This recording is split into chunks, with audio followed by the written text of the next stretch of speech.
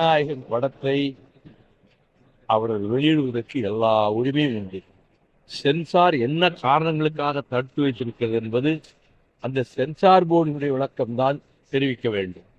ஆனால் ஒரு கட்டத்தில் அந்த தடையை சென்சார் போர்டினர் இது மாதிரி படங்களுக்கு முதலிலே தடுத்தாலும் ஒரு குறுகிய காலத்துக்குள்ளாகவே அதை நீக்கிக் கொள்கிறார்.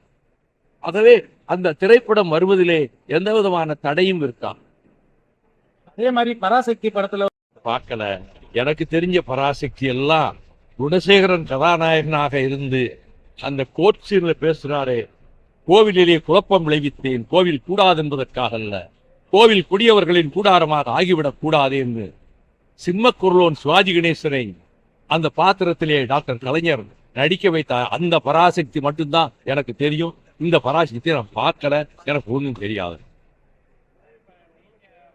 ஆணவத்தின், அகம்பாவத்தின், திமிரின்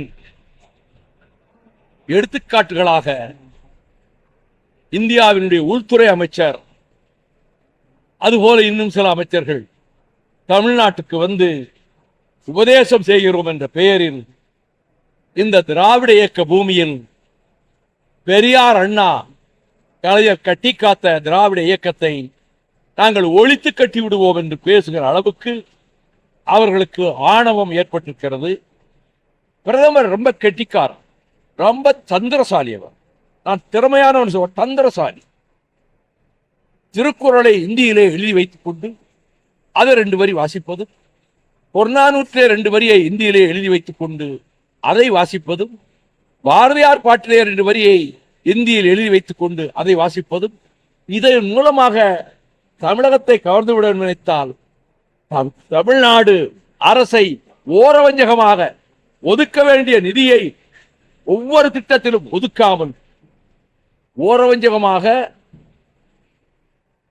பாஜக ஆளாத வேறு பிற கட்சிகள் ஆளுகிற மாநிலங்களில் இந்த போக்கை கடைபிடிப்பதைப் போல தமிழ்நாட்டை பொறுத்தமட்டில் அவர்கள் திராவிட முன்னேற்ற கழகத்தை துடை தெரிந்து விடுவோம் என்று உள்துறை மந்திரி ஆணவத்தோடு பேசுகிறார் என்றால், இதை விடக்கூடிய அடக்குமுறைகளை எல்லாம் கூட திராவிட முன்னேற்ற கழகம் சந்தித்து வந்திருக்கிறது. திராவிட முன்னேற்ற கழகத்தை, திராவிட இயக்கத்தை இந்த மண்ணிலே ஒரு காலம் அவர்களால் அகற்ற முடியாது. அது 75 ஆண்டு கால வரலாற்றில் கண்ணீரிலும் வேர்வையிலும் இரத்தத்திலும் பல தோழர்கள் கொடுத்த உயிர் தியாகத்திலும் திராவிட இயக்கம் கட்டி காப்பாற்றப்பட்டு வந்திருக்கிறது. அப்படி ஒரு நிலைமை தமிழ்நாட்டுக்கு வரக்கூடாது என்று யோசித்துத்தான் நாங்கள் 8 ஆண்டுகளுக்கு முன்பு எங்களுடைய உயர்நிலை குழுவிலும் மாவட்ட செயலாளர்கள் கூட்டத்திலும் ஆழ்ந்து சிந்தித்துத்தான் நமக்கு இருக்கக்கூடிய அது பெரிய அளவுக்கு பலம் திமுக, அதிமுக அளவுக்கு எங்களுக்கு இல்லாவிட்டாலும் இருக்கிறவர்கள் மிக மன திண்மை உடையவர்களாக, உறுதி உள்ளவர்களாக என்னோடு பயணிக்கிறார்களே.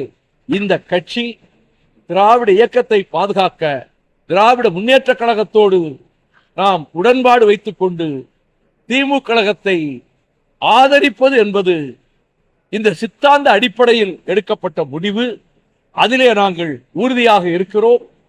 எனவே மத்தியிலே இருந்து வந்து பேசுகிற இந்த அமைச்சர்களின் பேச்செல்லாம், அவர்களுடைய கனவுகள் எல்லாம் தவிடுபடி ஆகிவிடும் என்பதை எதிர்காலம் நிரூபித்து காட்டத்தான் இருக்கிறது.